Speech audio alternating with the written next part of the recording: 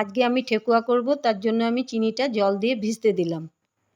কিছুক্ষণ জল দিয়ে ভিজুক চিনিটা, তার মধ্যে আমি ময়দাটা মাখবো। মৌরি দিলাম ডাস্ট করে একটু হালকা।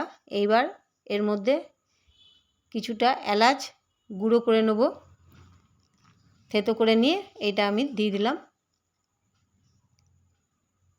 মৌরি থেতো, এলাচ থেতো দিয়ে এবার আমি বাদামগুলোকে থেতো করে দিয়ে দিলাম এর মধ্যে। এবার আমি নারকেল কুড়ো দিয়ে দিলাম এর মধ্যে। মিক্সারে নারকেলটা গুঁড়ো করে এখানে দিলাম। এবার দিলাম 4 চামচ মতন গুঁড়ো দুধ। এবার দিলাম 2 মুঠো সুজি।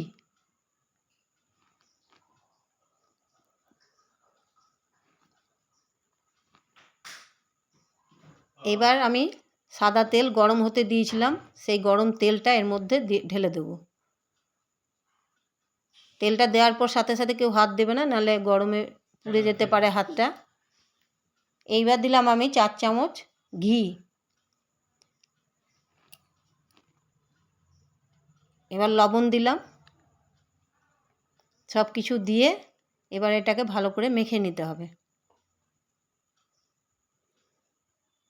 এটা ভালো করে মেখে নেওয়ার পর আমি এর মধ্যে ময়দাটা ঢেলে দিলাম। 1 কেজি ময়দার জন্য করছি আমি এটা। এবার ময়দাটাকে ভালো করে আমি ময়ান দেবো। এবার যদি তেল কম হয়ে যায় মনে হয়, তাহলে গরম তেল কড়াই আছে, কড়াইয়ে আমার আবার আমি এটা ঢেলে দেবো। একটু কম হয়েছিল আমার, আমি আবার ঢেলে দিয়েছিলাম তেলটা। এবার ভালো করে হাত দিয়ে মেখে নিতে হবে। এটা ময়ানটা খুব ভালোভাবে দিতে হবে কিন্তু। ভালো করে মেখে দেখে নিতে হবে ভালোভাবে মুঠো হচ্ছে কি না। এই মুঠোটা খুলবে না, ওপর দিকে ছুললেও খুলবে না। এইভাবে মুঠো করে চিনিটা যে আমি জল দিয়ে রেখেছিলাম গুলে, এবার এই দানা দানা চিনিটা এর মধ্যে দেবো, কিন্তু সবটা ঢালবো না একসাথে। আস্তে আস্তে একটু একটু করে দিয়ে এটাকে আমি মাখবো। একসাথে ঢেলে দিলে আবার নরম হয়ে যেতে পারে, সেই জন্য আমি একটু একটু করে ঢেলে মাখছি এই ময়দাটা। যদি মনে হয় যে ময়দাটা একটু মাখা হচ্ছে না ভালো, আবার চিনির রসটা ঢেলে দিতে হবে এখানে, দিয়ে আবার মাখতে হবে ভালো করে।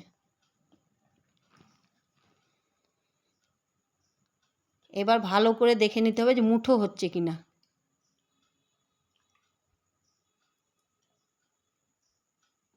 মুঠো হয়ে চাপা যাচ্ছে। এবার আমি এটাকে ওই আধ ঘন্টা মতন রেখে দেবো ঢাকা দিয়ে রেস্টে। আধ ঘন্টা পর আমি ঘুরে এলাম। এবার এটা আমি দেখছি যে মাখাটা ঠিক হয়েছে কি না। এবার আমি এটার মধ্যে ছাঁচের মধ্যে দিয়ে এটাকে তৈরি করে নিলাম। এবার কড়াইয়ে তেল দিলাম। কড়াইয়ের তেলটা প্রথমে ভালো হিটে গরম করে আমি এটা একদম সিম করে দিলাম, আঁচটা করে ঠান্ডা হালকা তেলটার মধ্যে আমি এগুলো ছেড়ে দিলাম। ঠেকুয়াগুলো 600 করে দিলাম। ইন্ডাকশানে 600 ভোল্টে, তারপর আমি 400 ভোল্ট করে দিলাম। গ্যাসে করলে একদম সিম করে দেবে। এবার উলট পালট করে লাল লাল হয়ে ভাজা হলে উঠিয়ে দেব। এইভাবে আমরা সব ঠেকুয়াগুলো তৈরি করে নিলাম।